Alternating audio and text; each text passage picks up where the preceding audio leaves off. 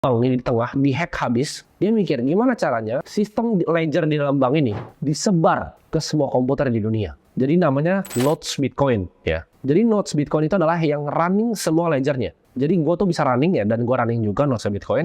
Ada banyak orang, ada puluhan ribu bahkan ratusan ribu yang running ini.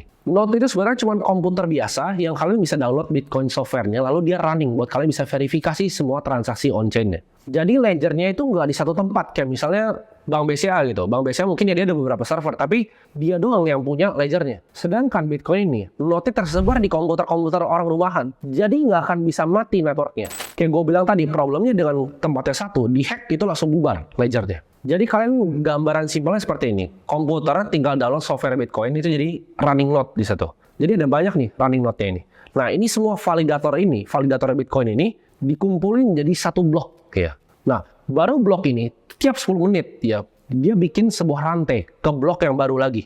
Jadi ini dikumpulin, dipooling semua jadi suatu blok. Udah jadi bloknya setiap 10 menit dia bikin rantai ke blok yang lain. 10 menit lagi dia bikin rantai ke blok yang lain lagi. Dan ini udah dibuat dalam softwarenya. Jadi ini udah pre-program semuanya. Dari genesis blok atau blok yang pertama sampai blok yang sekarang nih. Jadi tiap kali kalian transaksi Bitcoin, semuanya itu dicatat ya di distributed ledger tadi, dijadiin satu validator jadi blok ya. Ini namanya blockchain. Nah, banyak banget orang-orang di YouTube yang ngomongin tentang blockchain, tapi mereka nggak ngerti konsep aslinya seperti apa.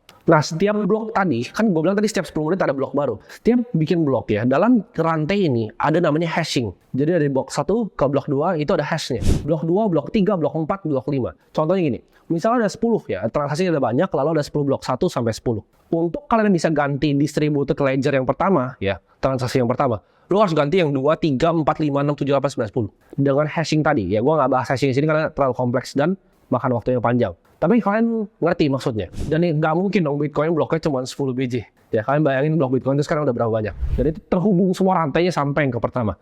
Jadi kalau kalian mau hack satu di tengah, nomor misalnya kalian mau hack nih blok nomor 120. Lu harus hack dari nomor 1 sampai nomor sekarang. Possible nggak? Jawabannya enggak. Untuk satu aja itu makan waktu, makan kuantum komputer gitu. Untuk bisa kalian pecahin satu.